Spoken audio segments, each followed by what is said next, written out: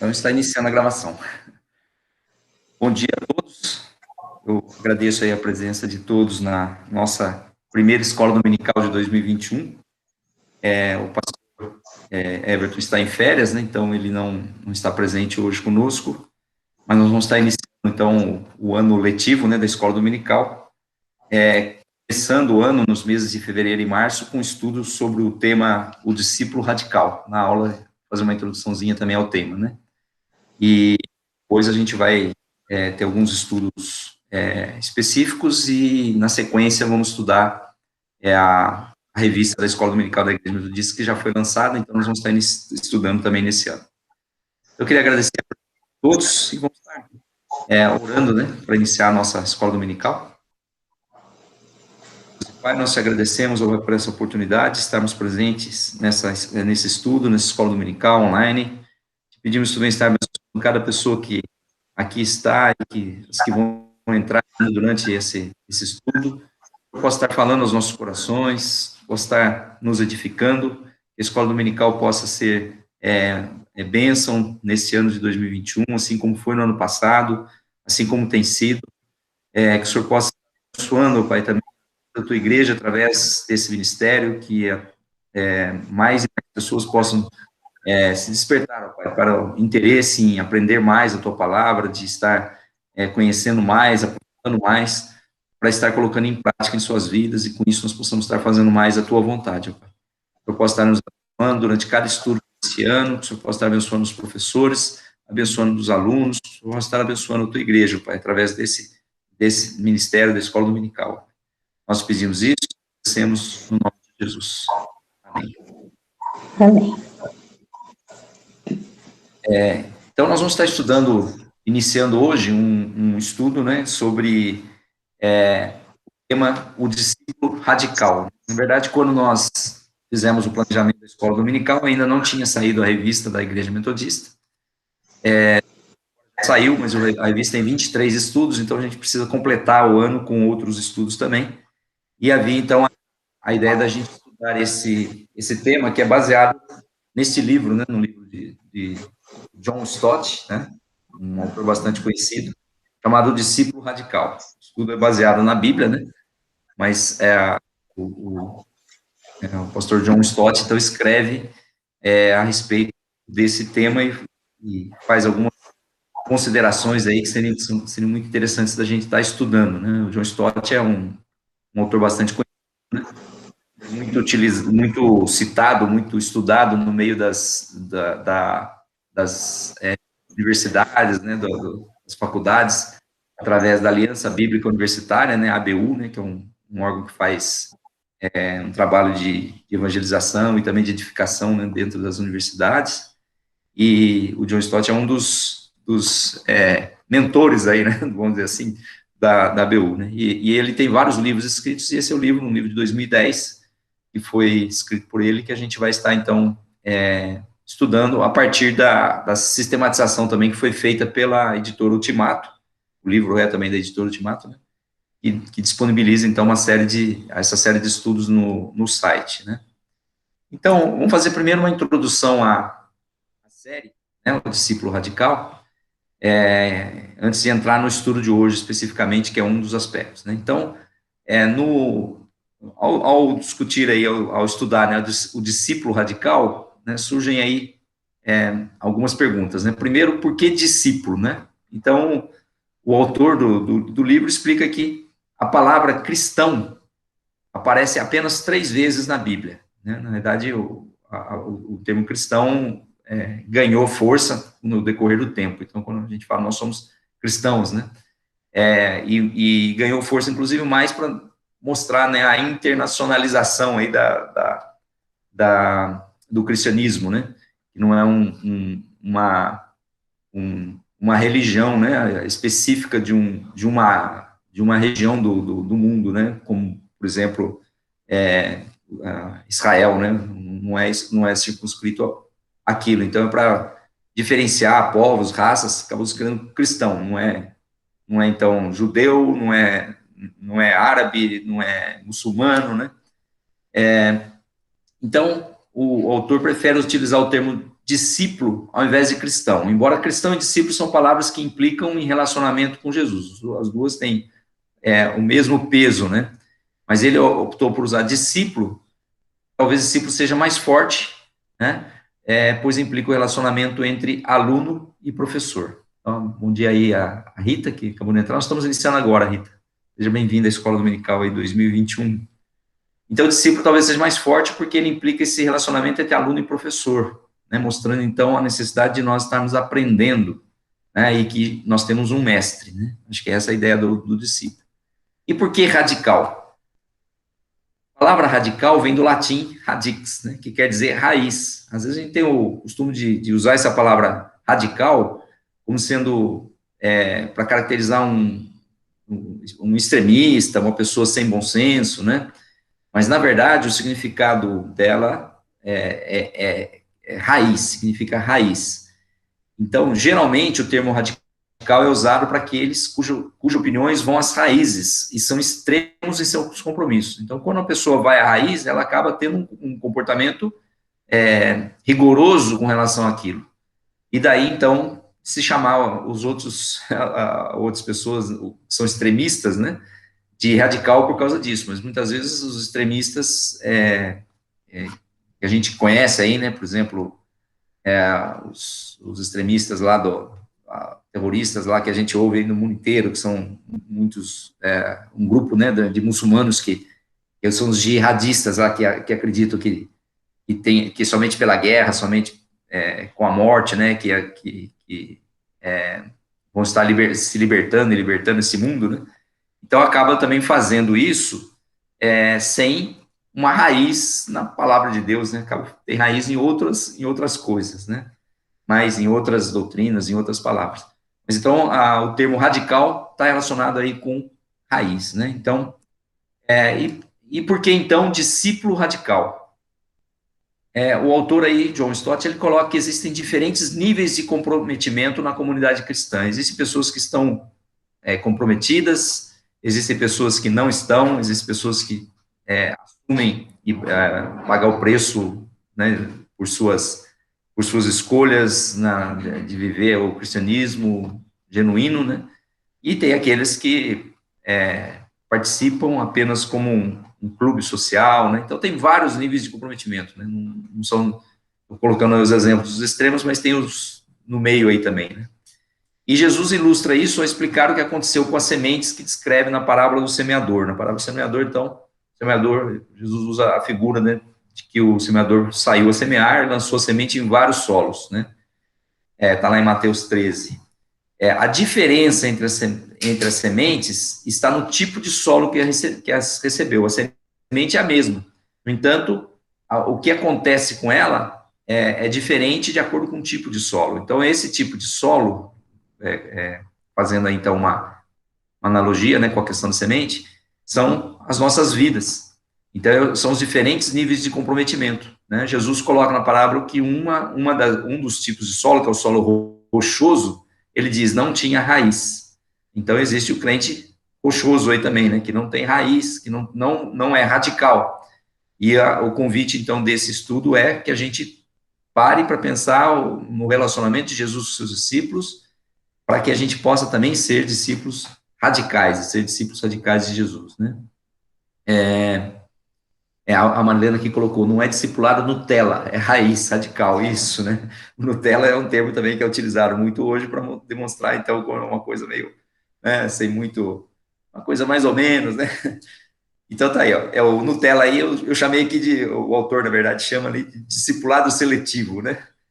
O oposto de discipulado radical é o discipulado seletivo, onde se escolhe as áreas em que o compromisso é conveniente e toma-se distância daquelas onde o envolvimento pode ser custoso.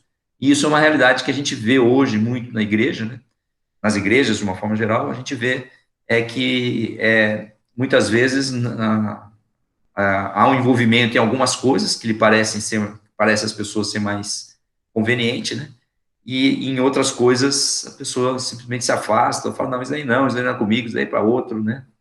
E, na verdade, o que o autor diz é que, por Jesus ser o Senhor, nós não temos o direito de escolher as áreas nas quais nos submeteremos à sua autoridade.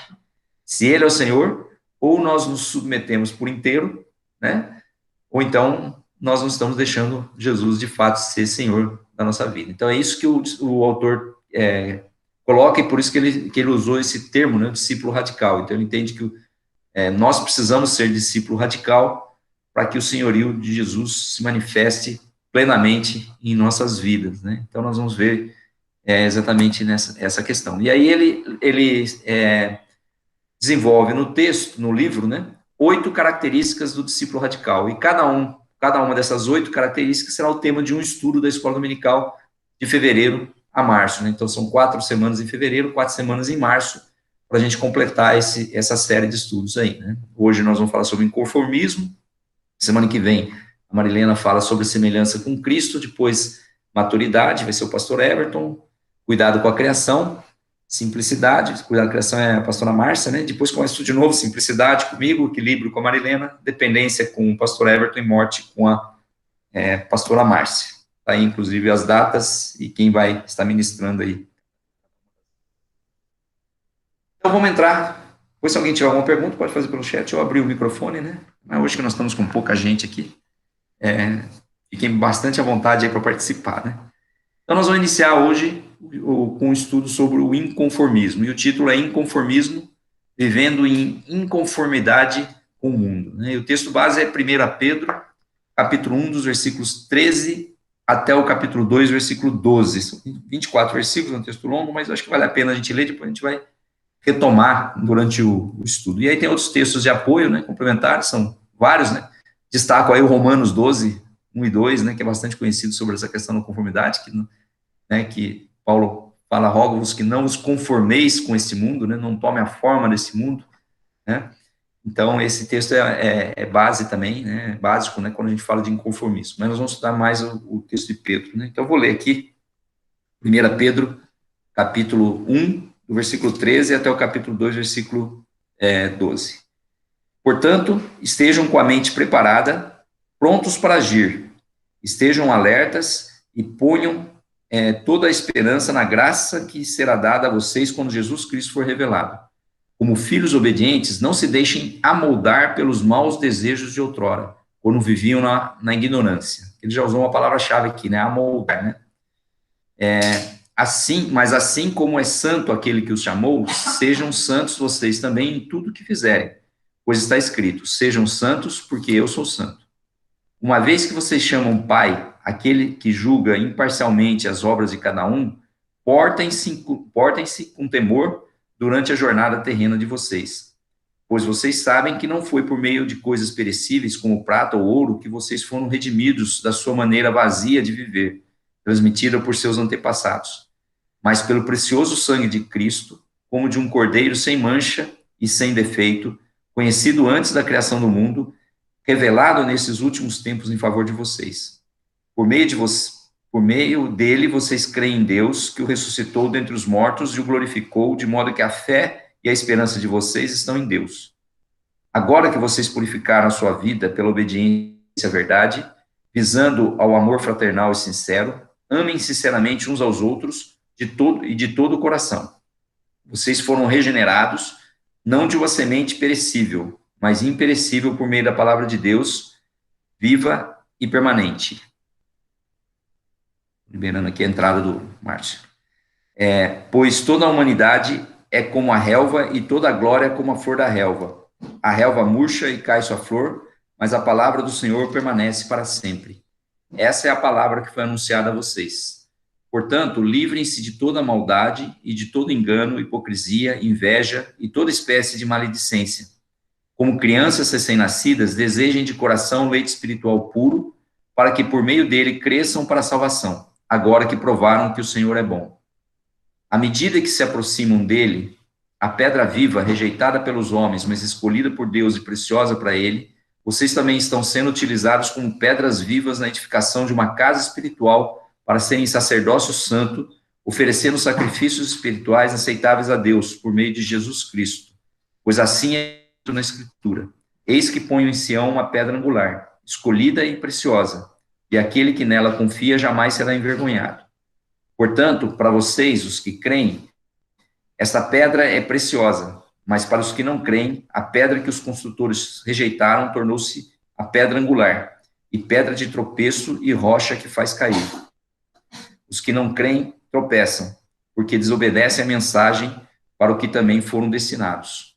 Vocês, porém, são geração eleita, sacerdócio real, nação santa, povo exclusivo de Deus, para anunciar as grandezas daquele que os chamou das trevas para a sua maravilhosa luz. Antes, vocês nem sequer eram povo, mas agora são povo de Deus. Não haviam recebido misericórdia, mas agora a receberam. Amados, insisto em que, como estrangeiros e peregrinos no mundo, vocês se abstenham dos desejos carnais que guerreiam contra a alma.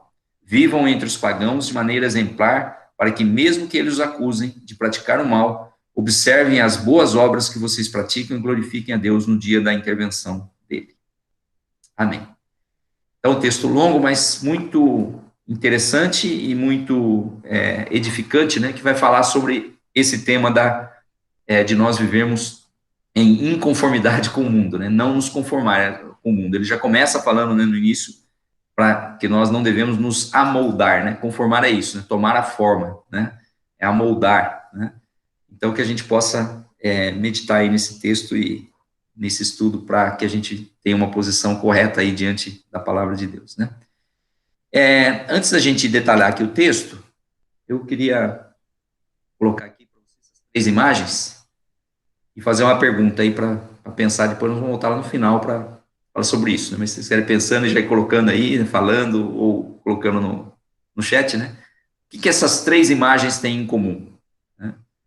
Como elas estão pequenas aqui, eu vou ampliar cada uma delas, né? A primeira é uma plantação aqui de caniço, né? Caniço é um tipo de cana, né, que é plantada ela nasce aí em áreas alagadas, em rios, né, em riachos, né? Então, uma das figuras aqui, então, é o caniço. A outra figura são esses peixes mortos, né? Provavelmente mortos por causa da poluição aí, né? Mas o foco seria o peixe morto aí, né? No caso, né? Tem até um chinelo aí, né? Jogado aí, né? Então tá bem sujo o rio aí, né? E vários peixes mortos, né? Na superfície da água aí, né?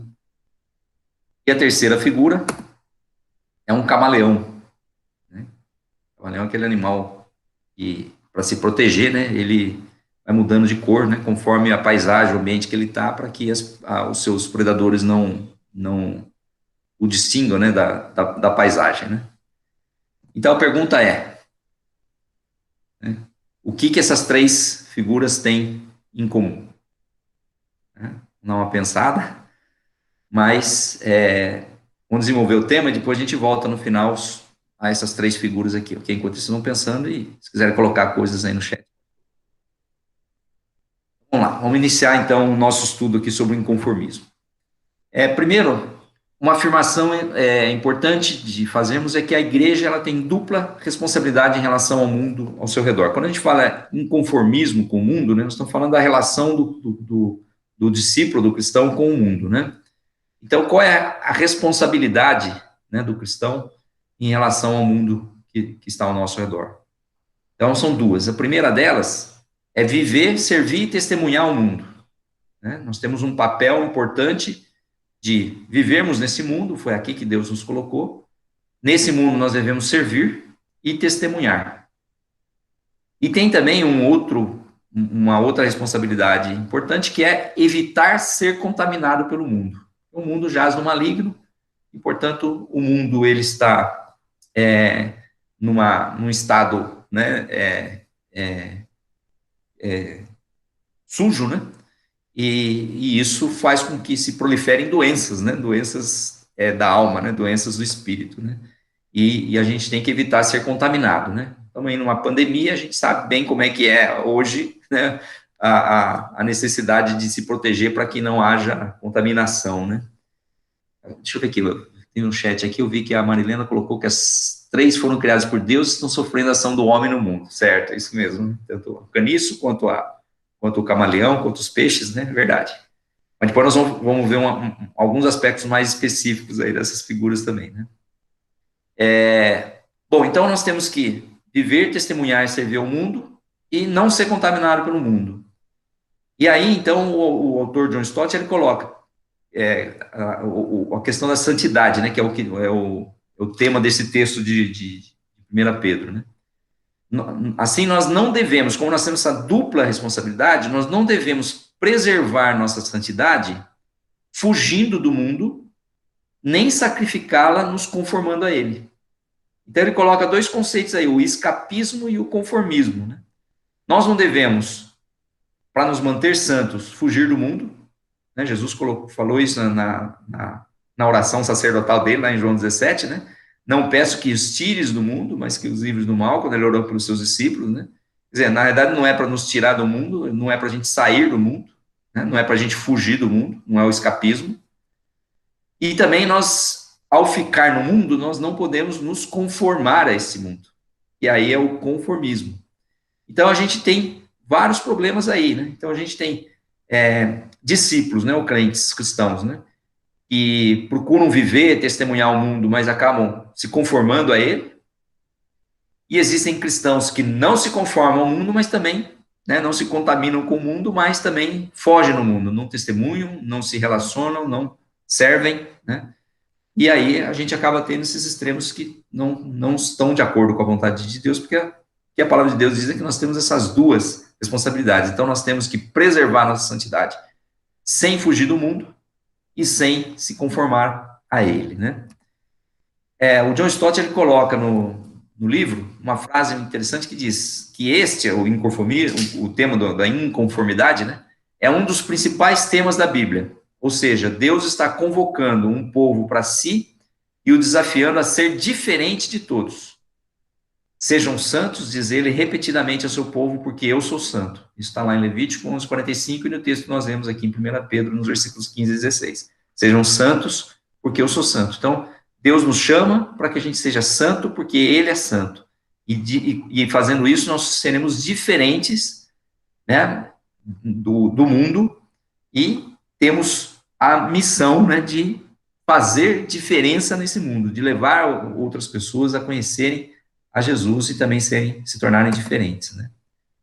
Então, aí tem alguns textos, né, que eu não vou ler, mas depois vou deixar os slides aí, depois os irmãos podem ler, né, onde esse tema aparece, esse tema do conformismo, da santidade, que nós devemos ser santos, que nós devemos nos contaminar com esse mundo. Ele aparece na lei, e aí tem um exemplo aí em Levítico 18, 3 e 4, aparece nos profetas, tem um exemplo em Ezequiel 11, 12, aparece no ensino de Jesus, tem lá Mateus 6 e 8, que é o Sermão na Montanha, lá quando fala que nós devemos ser sal da terra e luz do mundo, né? E também no ensino dos apóstolos em Romanos 12, 2, versículo que Paulo fala, então, que nós não devemos não nos conformar com esse mundo, mas transformar pela renovação da nossa mente, né? Então, um exemplo aí de cada, mas tem vários outros textos aí, né? Aqui apenas como exemplo. Isso é para mostrar que a Bíblia é insistente nesse tema. Então, se a Bíblia é insistente nesse tema, é porque ele é importante. Então, a insistência da Bíblia nesse tema revela o chamado de Deus para um discipulado radical, ou para um inconformismo radical à cultura circundante. Então, Deus nos chama, através da palavra de Deus, a sermos radicais nesse ponto, né? E é um convite para a gente desenvolver uma contracultura cristã, que significa o quê? A gente se engajar nesse mundo sem se comprometer com esse mundo. Aí alguém vai falar, não, mas a gente tem que se comprometer. Não, o nosso compromisso é com o reino de Deus. Nós estamos no mundo, nós precisamos nos engajar no mundo para que a gente faça aquilo que é a vontade de Deus, aquilo que é parte do reino de Deus. Então, a gente tem que se engajar com o mundo sem se comprometer com ele, porque a gente está comprometido com o reino de Deus, né? E o reino de Deus não é deste mundo, né? E aí, o autor, então, coloca 4 tendências contemporâneas que impactam o discipulado e que são, até certa forma, uma ameaça, né? Em alguns pontos, e que a gente precisa, então, de alguma forma, resistir para que a gente possa ser um discípulo radical, aí, um discípulo que esteja propagando, de fato, a palavra de Deus, né? E quais são essas 4 tendências? O pluralismo, o materialismo, o relativismo ético e o narcisismo. Então, vamos ver esses quatro elementos, que é no que consiste o nosso estudo de hoje, né? Então, primeiro, o pluralismo. Primeiro, eu queria colocar o seguinte: nós vivemos num mundo plural. Então, o pluralismo é uma realidade. E ele é importante quando a gente, no que diz respeito, ou no que nós temos que agir na questão do respeito. Então, nós temos que respeitar a pluralidade, né? Respeitar que as pessoas são diferentes, que elas têm realidades diferentes, que elas têm históricos diferentes, né? No entanto, existe uma questão no pluralismo que, como discípulos radicais, nós temos que resistir a ela, que é o aspecto espiritual, é no aspecto da questão da salvação. Então, o pluralismo, ele afirma que todos os ismos aí têm o seu valor, merecem o nosso respeito. De fato, merece respeito do ponto de vista da nossa convivência humana. O radical aí não é no sentido de sair com violência, atacando grupos que pensam diferentes da gente, né? Muito pelo contrário. Mas o pluralismo, ao defender que todos os ismos, né, têm seu valor e merecem respeito, ele acaba rejeitando as afirmações cristãs de perfeição e singularidade. Né? Por quê? Porque vai colocar que, não, todas as religiões têm valor, de fato, tem valor, mas na verdade nem todas pregam totalmente a verdade, né? E aí, então, com isso, a gente acaba tendo um ataque, né? Um ataque a esses conceitos de perfeição e singularidade. Só que o que a gente aprende na Bíblia? Há pluralidade em tudo? Quando a gente olha para Jesus, Jesus é singular, o contrário de plural é singular, né? Jesus é singular em sua encarnação, ele é o único Deus homem, não existe outro. Os deuses das outras religiões, né, na verdade, não são deuses, né? Não são deuses verdadeiros, né? São deuses falsos. Né? Não existe nenhum Deus, né, que se encarnou homem, né, que seja um Deus verdadeiro. Né? Ele é singular também em sua expiação. Somente ele morreu pelos pecados do mundo, nenhum outro Deus também morreu pelos pecados do mundo. Né? E ele é singular também em sua ressurreição, somente ele venceu a morte. Não tem ninguém, nenhum líder de nenhuma religião no mundo que tenha morrido e ressuscitado. Né? Somente Jesus. Então, Jesus é singular. Então, existe pluralismo? Existe.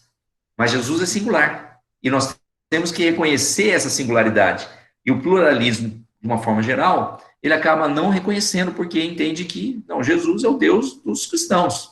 Mas, né, Buda é o Deus dos budistas, Maomé, Alá, né, o Deus dos muçulmanos, e assim, todos eles têm o mesmo valor. E, na verdade, isso não é verdade, por causa dessa singularidade de Jesus. Né? Então, como devemos responder ao pluralismo na dimensão da espiritualidade? Primeiro, com humildade, porque eu falei, não é com violência, né, não é com arrogância, né, sem qualquer indício de superioridade pessoal. Nós não somos melhores porque nós somos cristãos. Né? Nós nos tornamos melhores porque nós somos cristãos, mas nós não somos melhores. Né? A gente vai melhorando a cada dia, né? À medida que Deus está agindo em nossas vidas. Mas quem é bom? É Deus, não somos nós. Né? E, principalmente, afirmando a singularidade e perfeição de Jesus Cristo. Então, dentro do pluralismo e com respeito a todas as frentes e manifestações que existem, o que nós não podemos é nos conformar, dizendo, não, é verdade, é isso, não vamos entrar nesse debate, porque, de fato, cada um tem a sua religião, cada um tem o Deus, serve o Deus que quer, o importante é que todo mundo faça o bem, né? Aí a gente está fugindo do evangelho, estamos deixando de ser um discípulo radical e estamos sendo um discípulo seletivo, né?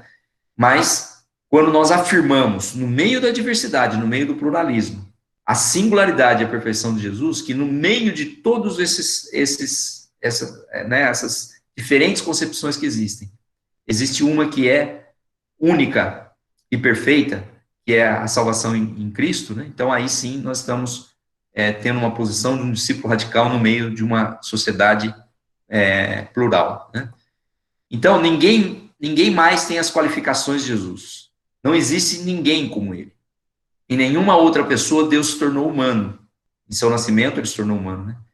Em nenhuma outra pessoa Deus carregou os nossos pecados. Na sua morte ele carregou os nossos pecados.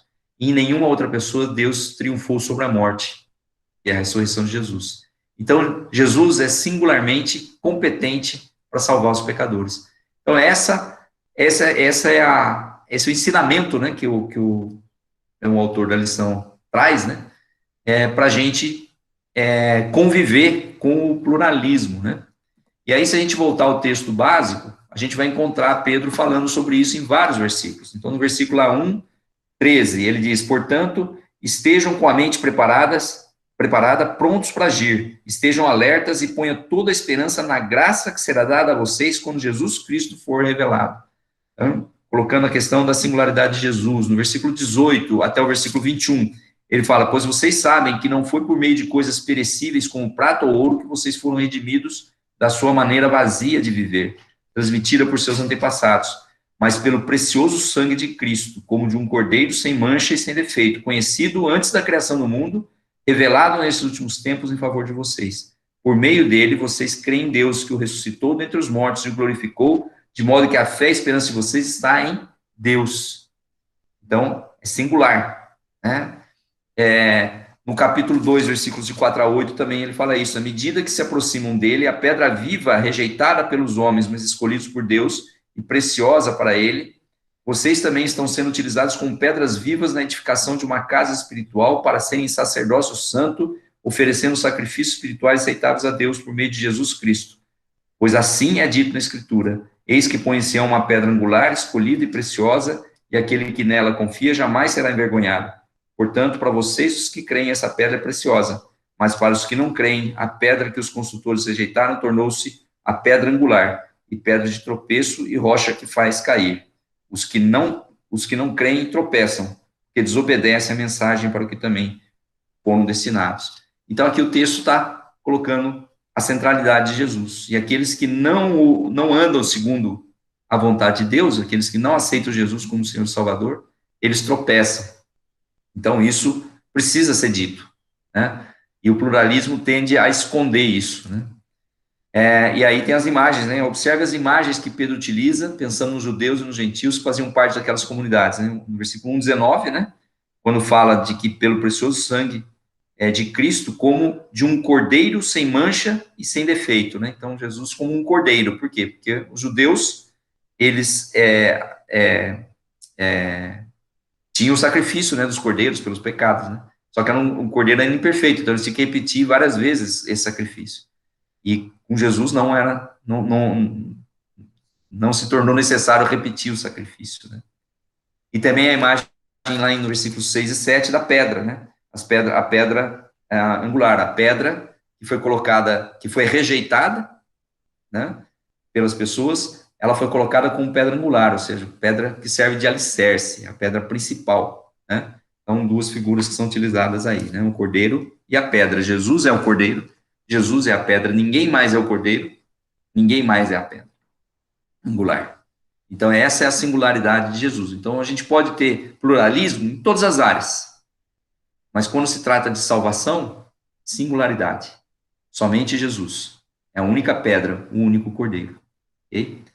Então, esse é o primeiro ponto, pluralismo. O segundo é o materialismo. Materialismo é uma preocupação com coisas materiais que podem abafar a nossa vida espiritual.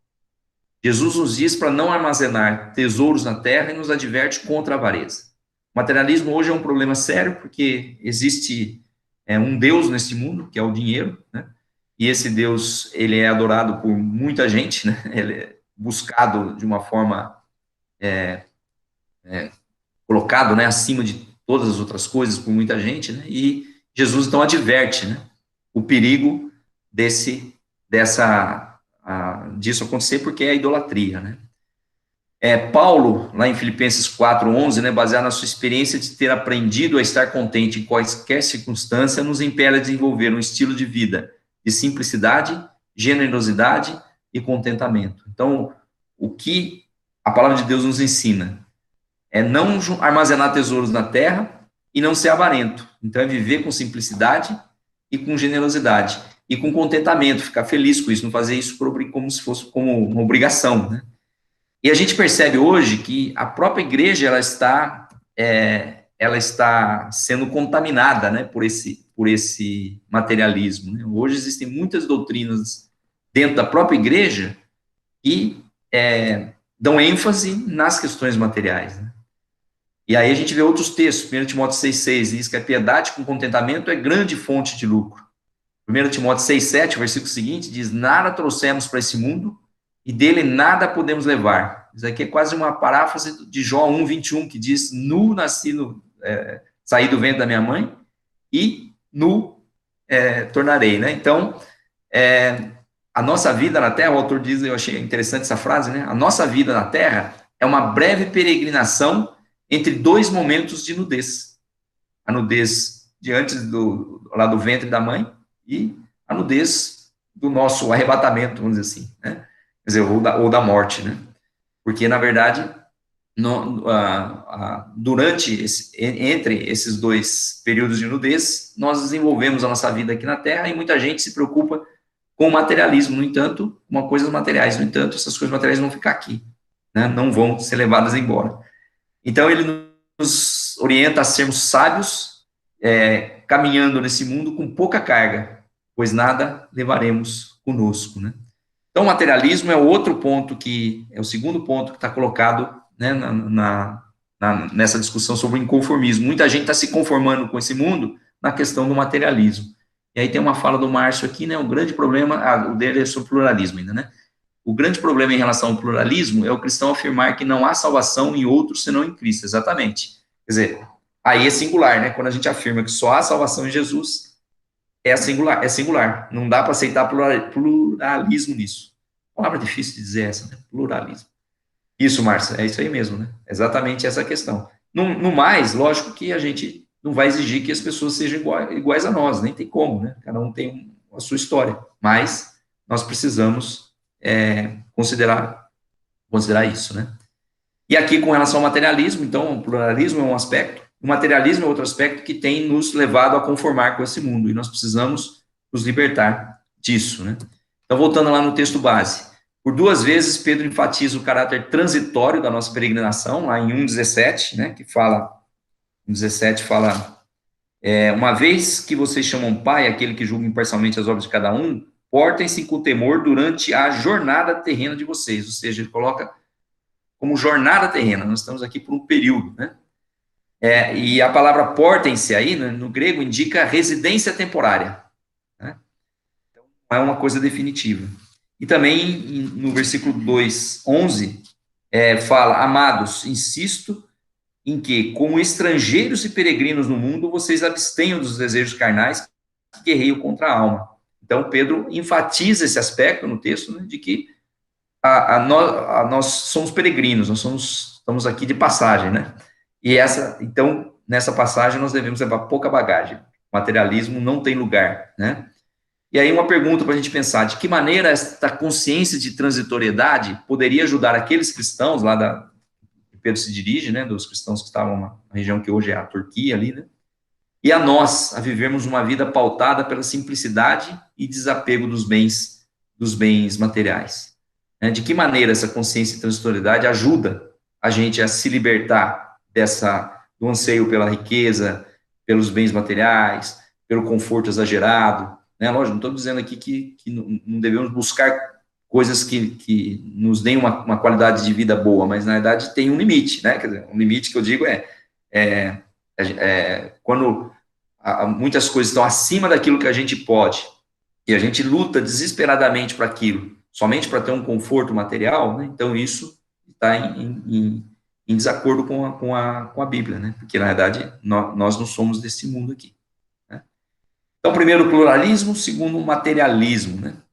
O terceiro é o relativismo ético. O que é o relativismo ético aí, né? O relativismo permeou a cultura e tem se infiltrado na igreja. O relativismo tudo é relativo, tudo é flexível, tudo depende das circunstâncias, tudo depende do histórico, das características, da identidade, da formação, né, e uma série de outras coisas. Então, nada é absoluto, né, tudo é relativo, né? Então, a gente está vivendo numa cultura onde o relativismo ético, ele está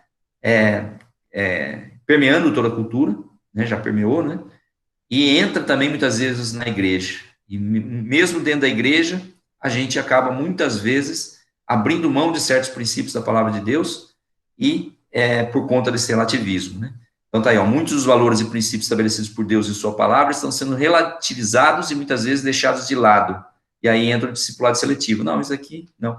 É lógico que nós temos que contextualizar a Bíblia, né? Tem muita gente que pega também lá um texto fora do contexto e coloca aquilo como um princípio da palavra que não pode ser mudado, né?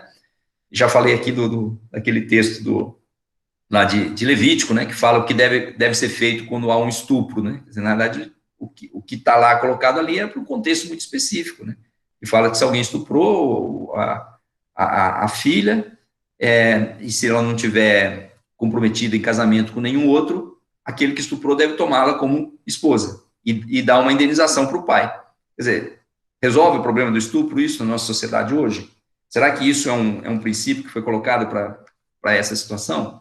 Com certeza não, ela tinha um contexto ali, né? Estava dentro de um contexto, né? Então, agora, eu acho que tem outra palavra aqui do Márcio aqui, né? A questão não é ter, porém ficar preso, não largar das coisas, usar para si em detrimento do outro, ostentar, não compartilhar o que tem, isso, sobre a questão do materialismo, exatamente. Não é a questão do ter, exato, porque nós somos materiais, né? Vamos dizer assim, né? Nós somos seres espirituais, mas também materiais, né? Nós somos físicos, né? Então, mas a questão é o limite disso, né? Muito bom, Márcio. Legal. Então, retornando aqui ao relativismo ético, né?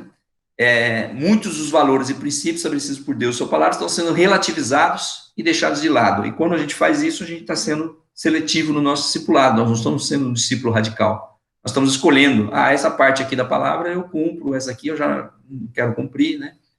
E muitas vezes esses princípios estão sendo alterados na nossa vida, né? Para combater essa tendência, Jesus chama os seus discípulos à obediência e a se conformarem aos seus padrões. Então, o antídoto ao relativismo em relação à palavra de Deus, né, é a obediência.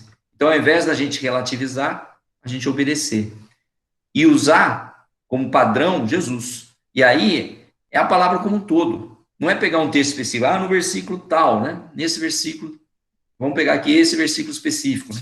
Que nem muita gente coloca, né? Pega lá o versículo lá, aqui mesmo, Pedro, na continuidade, se vocês forem ler aí na continuidade, fala para que a gente se sujeite a toda a autoridade, e aí muita gente fala assim, então por causa disso a gente não pode criticar, né? Não pode lutar né? Se a gente tem um governo que é iníquo, né? Nós não podemos lutar contra ele, porque nós temos que nos submeter à autoridade, quer dizer, na verdade, então aí a gente começa a pegar texto, versículo literal, né? Quando a gente, na verdade, tem que entender o contexto como um todo, né? Se a gente pegar o padrão de Jesus, né? O padrão de Jesus foi de se posicionar contra a injustiça, se posicionar contra a violência, né? Então, acho que essas coisas fazem parte do padrão de Jesus e que nós devemos nos conformar a esse padrão, né? E aí ser obediente à sua palavra, como um todo, né? E não pegar um versículo, né? Texto fora do contexto é pretexto, né? Já dizia, né? Então, a gente tem que ser fiel à palavra de Deus como um todo, né? Então, devemos procurar com sensibilidade aplicar os princípios bíblicos em cada situação. O senhorio de Jesus é fundamental para o comportamento cristão. Jesus é o Senhor, continua sendo a base da nossa vida. Jesus é o Senhor, né? E se ele é o Senhor, devemos fazer o que ele manda. Está lá em Lucas 6:46, João 14:21. Confessar Jesus como Senhor, mas não obedecer a ele, é como construir a vida sobre areia. Então, na prática, nós não estamos reconhecendo como Senhor. Eu costumo dizer que é muito mais fácil a gente aceitar Jesus como Salvador do que como Senhor. E como Salvador, ele está nos dando a vida eterna. Mas como Senhor, ele está assumindo o controle da nossa vida. Nós queremos ter a vida eterna, mas não queremos muitas vezes ceder o controle da nossa vida para Jesus, ter ele no centro. Então, voltando aí ao texto básico, né? Pedro não deixa nenhuma dúvida de que existe o certo e o errado, e que os discípulos devem seguir um determinado padrão de comportamento. E ele coloca lá no capítulo 1, versículos 14 e 15, né? Como filhos obedientes, não se deixem amoldar pelos maus desejos de outrora, quando viviam na ignorância. Mas assim como é santo aquele que os chamou, sejam santos vocês também em tudo o que fizerem. No versículo 17 e 18. Uma vez que vocês chamam pai aquele que julga imparcialmente as obras de cada um, porte-se com temor durante a jornada terrena de vocês, pois vocês sabem que não foi por meio de coisas perecíveis como prata e ouro que vocês foram redimidos da sua maneira vazia de viver, transmitida por seus antepassados. Né? Versículo 22. Agora que vocês purificaram a sua vida pela obediência à verdade, visando ao amor fraternal e sincero, amem sinceramente uns aos outros de todo o coração. Capítulo 2, versículo 1. Portanto, livrem-se de toda maldade, de todo engano, hipocrisia, inveja e toda espécie de maledicência. E no versículo 9, diz ainda, né?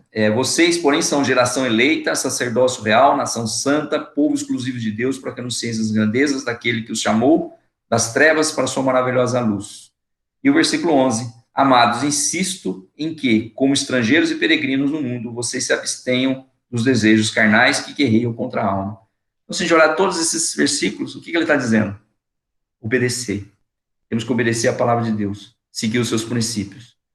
Descartar, deixar de ser influenciado ou conformado, né, ao mundo pelo relativismo ético. Né? Pedro escreve também que os discípulos devem viver de maneira exemplar entre os pagãos. Né? Está no versículo 12, o último, né, que nós lemos no capítulo 2. Vivam entre os pagãos de maneira exemplar, para que, mesmo que eles os acusem de praticar o mal, observem as boas obras que vocês praticam e glorifiquem a Deus no dia da intervenção dele. Então, esse é o antídoto para o relativismo, a obediência. Nos atentarmos à palavra de Deus e obedecer a ela. Né? E, por último, para a gente terminar, o narcisismo. O que é o narcisismo? Narciso, na mitologia grega, era aquele que olhou, né, para o reflexo dele num lago, e achou tão bonito, se apaixonou por ele mesmo, né? E pulou no lago e acabou morrendo afogado, né? Então, essa é a história. Né? O narcisismo, então, é um amor excessivo, uma admiração desmedida por si mesmo. Né? E o mundo atual enfatiza o potencial humano e a necessidade de autorrealização como uma forma de suprir as necessidades, né? De preencher a alma, né? E isso acaba tirando, né, o espaço para que a gente possa reconhecer que nós precisamos de Jesus, né? Tem um filósofo, né, Blaise Pascal, né, que falou, né, todo mundo tem um vazio dentro de si que só pode ser preenchido por Jesus, né, do tamanho, né, de Jesus. E esse vazio, ele existe, mesmo quando o mundo prega, né, essa questão do potencial humano e a necessidade da autorrealização, aqueles movimentos todos, nova era, etc., né, de autoconhecimento e exploração do seu próprio potencial, etc., o que acontece é que o vazio, ele existe, né? Ele continua existindo. E aí, no mundo de hoje, a gente vê muita depressão, a gente vê muito suicídio, né? São pessoas que acabam, em determinadas situações, né? São pessoas que percebem esse grande vazio e se sentem incapazes de preencher esse vazio com o seu próprio potencial, com o seu próprio, com as realizações que ela pode fazer, né? Por isso que a gente vê tantas pessoas ricas, pessoas influentes, pessoas famosas, né? Numa situação dessa, né? Então, a filosofia desse mundo preconiza que precisamos olhar para dentro de nós mesmos e nos explorar, pois a solução para os nossos problemas está no nosso interior. Mas, na verdade, a solução para os nossos problemas não está dentro de nós. A solução para os nossos problemas está no alto. Né? A Bíblia diz, né, leva meus olhos para o alto, de onde me virá o socorro? O meu socorro vem do Senhor, que fez os céus e a terra, né? Que criou todas as coisas. É dele que vem o socorro, é dele que vem a solução. É lógico que nós temos a nossa capacidade e aquilo que nós podemos fazer, nós devemos fazer. Mas essa filosofia de autoconhecimento, no sentido de buscarmos o nosso próprio conhecimento, com o nosso próprio conhecimento, nossa própria capacidade, sair das situações complicadas, né, sem a ajuda de um salvador, né, de um mediador, não tem fundamentação bíblica. Né? Então, a afirmação dessa tendência não precisamos de um salvador, que um salvador surja em algum lugar e venha até nós. Podemos ser o nosso próprio salvador. Nós não podemos ser o nosso salvador. Então, quem busca esse próprio salvador é um narcisista, né? É alguém que se acha mais belo, né? Se acha mais poderoso, mais capaz, e não é verdade, né? Uma parte desses ensinamentos também tem entrado na igreja, infelizmente, né? E tem entrado por uma porta que é uma meia-verdade, né? Vamos dizer assim, que é aquela que nós devemos nos amar, né? Um dos aspectos que tem entrado é a ênfase no amor próprio. E esse amor próprio tem colocado o eu no centro, né, e tirado Jesus do trono, né? Colocado da nossa vida, né? Então, não tem nenhum problema a gente se amar, né? Porque isso é condição para que a gente possa amar a Deus e amar o próximo. Mas o que Jesus nos deu? Ele nos deu dois grandes mandamentos: amar a Deus e amar ao próximo. Ele não falou, e tem um terceiro mandamento: ame a si próprio, né? É lógico que para poder amar a Deus e amar o próximo, nós precisamos nos amar, nos aceitar, né? Só que, na verdade, esse amar a si mesmo, colocando o eu no centro, é um amor próprio autocentrado, né?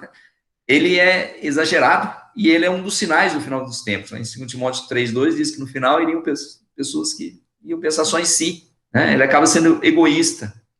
E quando a gente vê o maior exemplo de amor que tem na Bíblia, o principal tipo de amor que tem dentro das palavras, né, que são usadas que são traduzidas como amor, né? O hebraico, o grego tem muito mais palavras do que o português, né? É o ágape, né? Então, o amor ágape, o que é o amor ágape? O significado do amor ágape é o sacrifício próprio em benefício de outros. Não é sacrifício próprio em benefício de si mesmo, não tem sentido, né? Mas, então, na verdade, esse é o sentido do amor ágape. Então, o narcisismo tem entrado muitas vezes na igreja com uma ênfase exagerada no amor a si mesmo, esquecendo o amor a Deus e amor ao próximo. E com isso, o eu passa a ser o trono. Tudo tem que girar em torno de mim, né? O louvor na igreja tem que me agradar. A pregação tem que me agradar, né? O que as pessoas fazem tem que me agradar. Quando, na verdade, deveria agradar a Deus, né?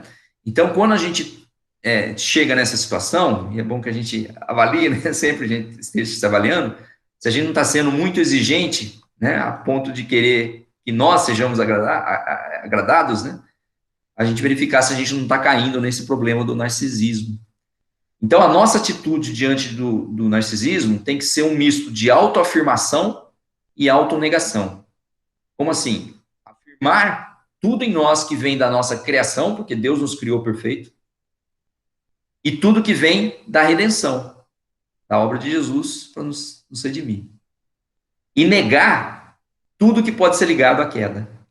Então, nós temos a criação perfeita, a queda que nos tornou pecador e a redenção que nos traz de volta à vontade de Deus, ainda não plenamente, mas quando nós estivermos com Ele, né? Mas é um processo. Então, tudo que é da criação e da redenção, nós devemos afirmar. E tudo que é da queda, nós devemos negar, né? Então, essa tem que ser a nossa atitude. Então, nós não podemos olhar para nós, no nosso reflexo no lago, e nos apaixonar por nós mesmos. Porque tem coisas ali que precisam ser mudadas. Tem coisas que precisam ser modificadas. Nós precisamos aceitar isso, né? A intenção de Deus para a sua igreja, revelada em sua palavra, é que ela seja uma comunidade de amor, de adoração e de serviço. E é na adoração que nós mostramos, é uma das formas de nós mostrarmos um amor a Deus, e é no serviço que nós mostramos, uma das formas que nós mostramos que amamos ao próximo, né?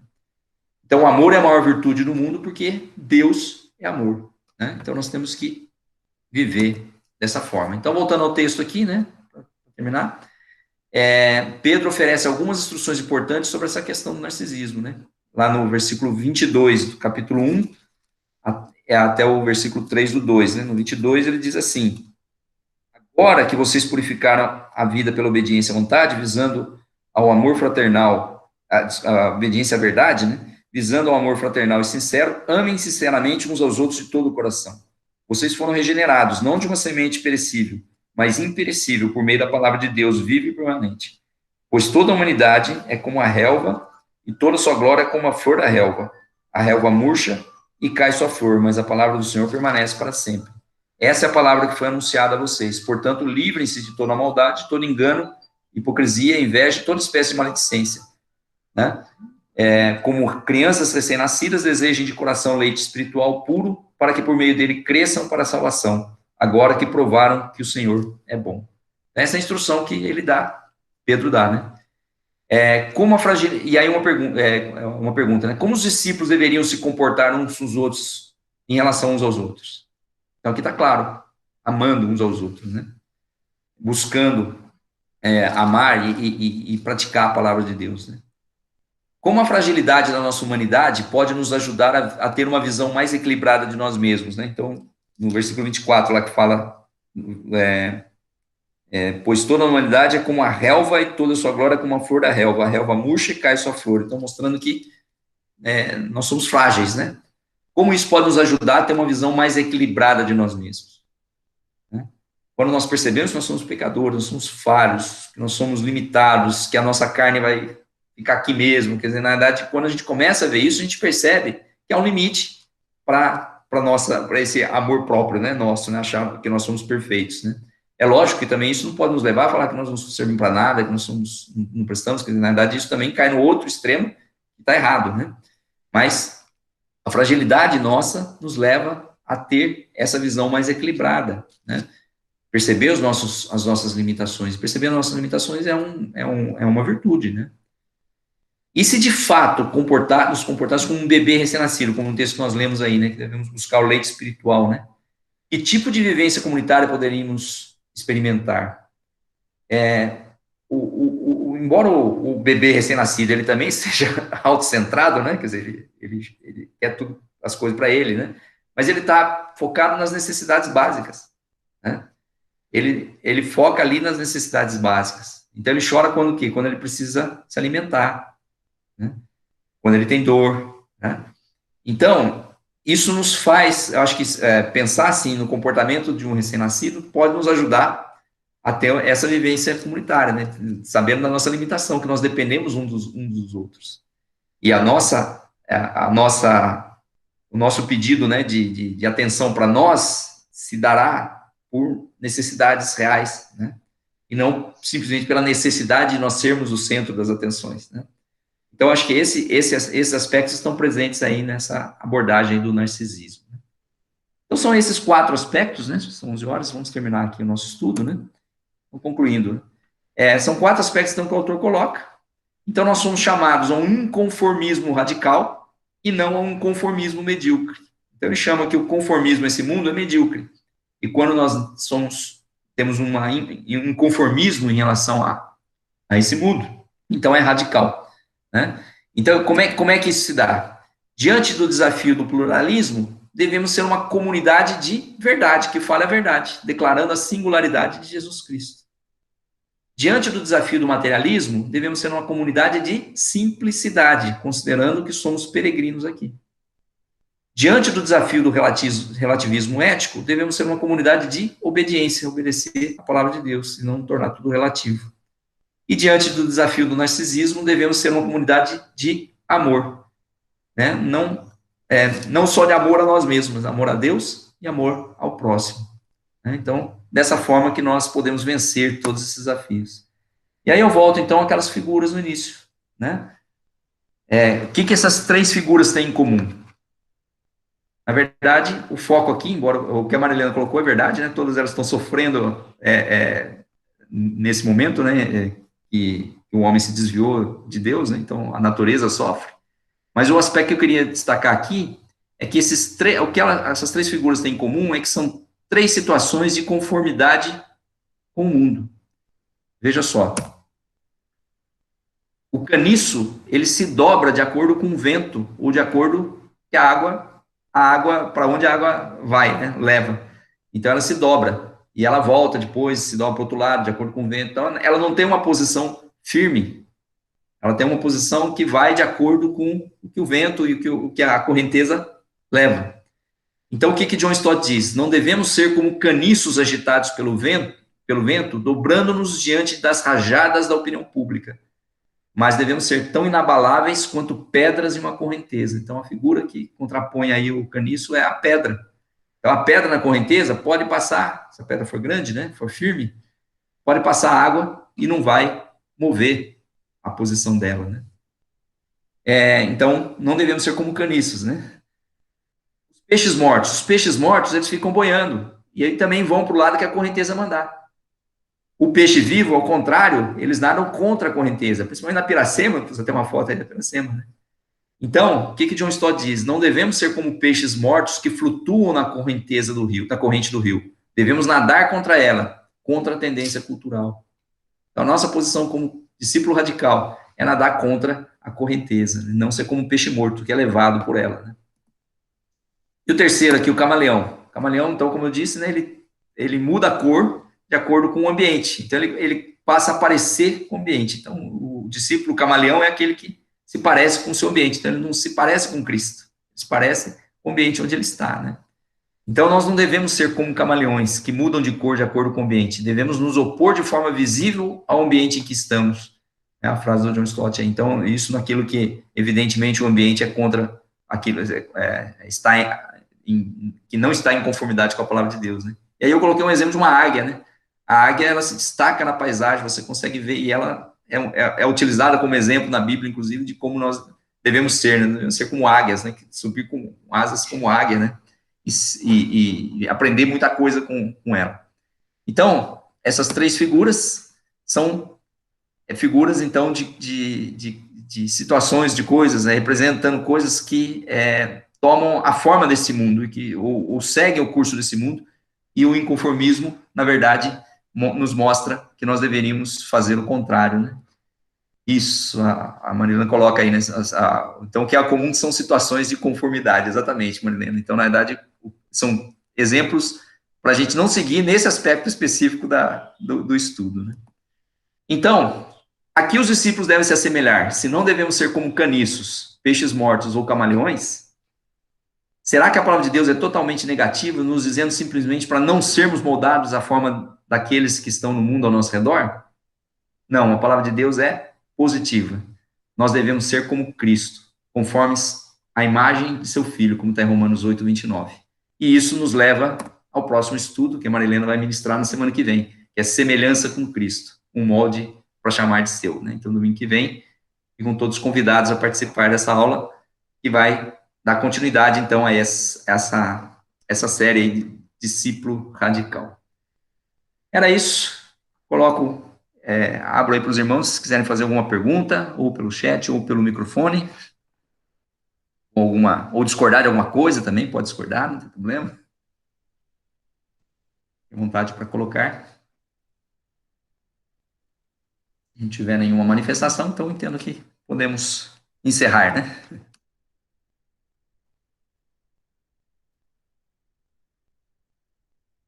Amém? Então, hoje à noite nós teremos o culto de ceia, né? Então o pastor já mandou uma mensagem lá no grupo do WhatsApp para que os irmãos estejam preparados, né? O culto será online pelo canal do YouTube, né?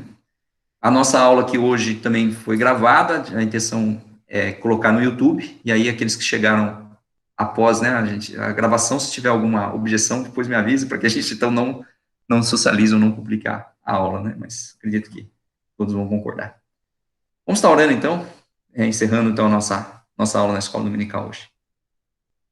Nosso Deus e Pai, nós te agradecemos pela oportunidade de estudarmos mais a Tua Palavra, te agradecemos por esse texto que lemos, ó Pai, de 1 Pedro. O Senhor possa estar nos orientando, nos dirigindo, nos abençoando e completando, ó Pai, através do Teu Santo Espírito, aquilo que é a Tua vontade para nós em relação a isso.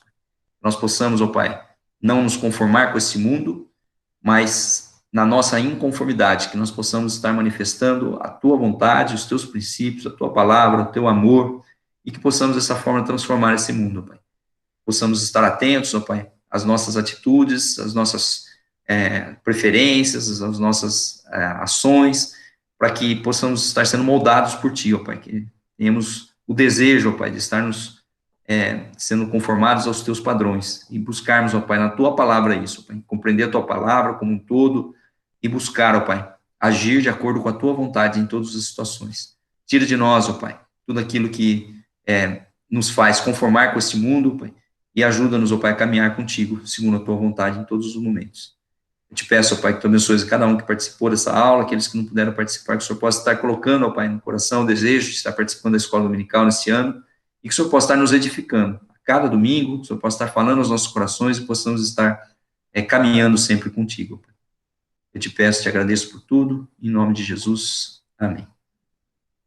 Obrigado, irmãos. Vamos tirar uma foto. Pediria que os irmãos abrissem as câmeras, né? O pastor pediu para a gente tirar uma foto aqui antes de encerrar, para a gente publicar, se for possível.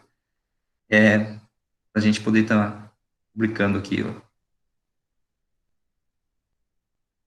Deixa eu ver aqui como é que eu vou fazer aqui. Eu tô com duas telas aqui, deixa eu ver qual que eu vou usar. Usar a minha mesmo aqui. Vamos lá. Se você usar a do pastor, aparece você melhor na foto. Ah, é?